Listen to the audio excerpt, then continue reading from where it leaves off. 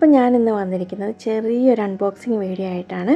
ബട്ടർഫ്ലൈയുടെ rhino plus എന്ന് പറഞ്ഞൊരു ഗ്രൈൻഡറാണ്. അതായത് മിക്സിക്കകത്ത് ഞാൻ ഇതുപോലെ ഇഡലിക്ക് മാവ് അരയ്ക്കുമ്പോഴത്തേന് മിക്സിക്കകത്ത് ഒരു 3-4 വട്ടം അരയ്ക്കുമ്പോഴത്തേന് മിക്സിയുടെ ജാറങ്ങ് നന്നായിട്ട് ചൂടാവുന്നത്. അപ്പോൾ ഇതിനകത്താവുമ്പോഴത്തേന് പെട്ടെന്ന് നമ്മുടെ കാര്യം കഴിയും. അപ്പം ഇതിൻ്റെ ഓരോ സാധനങ്ങളായിട്ട് മാറ്റിയിട്ട് ഞാൻ ഓരോന്ന് പറഞ്ഞു തരാവേ.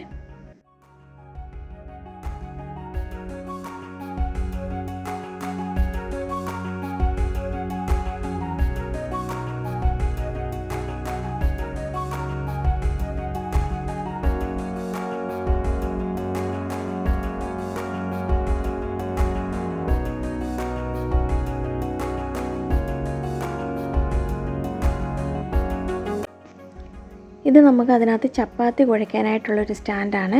ഇതൊക്കെ വെച്ച് കാണിച്ചു തരാം എങ്ങനെയാണെന്ന്.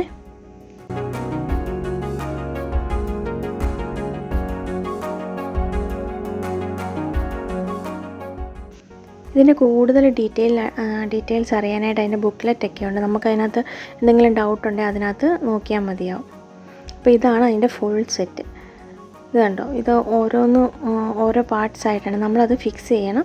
ഇത് മാവ് അരയ്ക്കാൻ അതിൻ്റെ ആ ഒരു സ്റ്റാൻഡ് വെച്ചതിന് ശേഷം ഇതുപോലൊരു സ്ക്രൂ ഉണ്ട്. എന്നിട്ട് നന്നായിട്ട് ടൈറ്റ് ചെയ്തതിന് ശേഷമാണ് നമ്മൾ മാവ് അരയ്ക്കാൻ തുടങ്ങേണ്ടത്.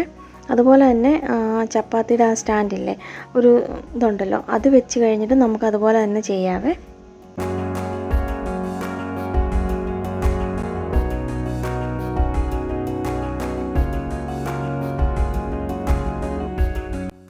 ഇതുണ്ട്, ഇത് ചപ്പാത്തി കുഴയ്ക്കാനായിട്ട് എടുക്കുന്നതാണ്. ഇതിൻ്റെ ഈ സ്ക്രൂ ഇട്ട് നമുക്ക് മുറുക്കിയതിന് ശേഷം നമുക്കത് കുഴച്ചെടുക്കാൻ പറ്റും. ഇത് ഓരോന്നും ഞാൻ വേറെ വീഡിയോ ആയിട്ട് ചെയ്യുന്നുണ്ട്.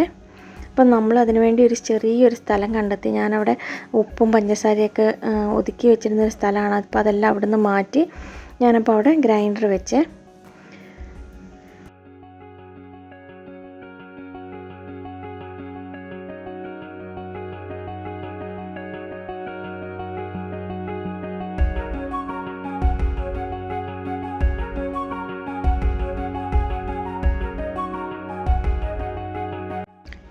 ഇത് നമുക്ക് തേങ്ങ ചിരകി എടുക്കാനായിട്ടാണ്.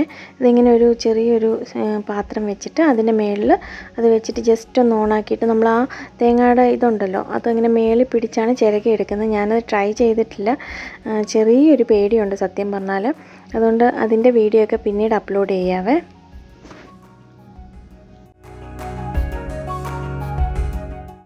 ഇത് നമുക്ക് ഇഡലി മാവൊക്കെ അരയ്ക്കുന്നതിന് മുമ്പ് നമുക്ക് ഈ ഗ്രൈൻഡർ ഒന്ന് വാഷ് ചെയ്തെടുക്കണം. അപ്പം നമ്മുടെ ടിഷ്യൂ പേപ്പർ അല്ലെങ്കിൽ വേറെ എന്തെങ്കിലും പേപ്പറോ കീറി ഇതിനകത്തൊട്ടിട്ടതിന് ശേഷം ഇത്തിരി വെള്ളം ഒഴിച്ചിട്ട് നമ്മളൊന്ന് ഇതുപോലെ ഒന്ന് അരച്ചെടുക്കണം. അത് ആ ടിഷ്യൂ പേപ്പർ ഒന്ന് വെള്ളത്തിൽ കുറച്ച് നേരം മുക്കി വെച്ചതിന് ശേഷം എടുത്ത് അരയ്ക്കുന്നതായിരിക്കും എളുപ്പമേ.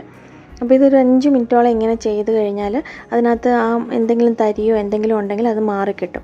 അതിനുശേഷം നമുക്ക് നന്നായിട്ട് വാഷ് ചെയ്ത് വെക്കാവുന്നതാണ്.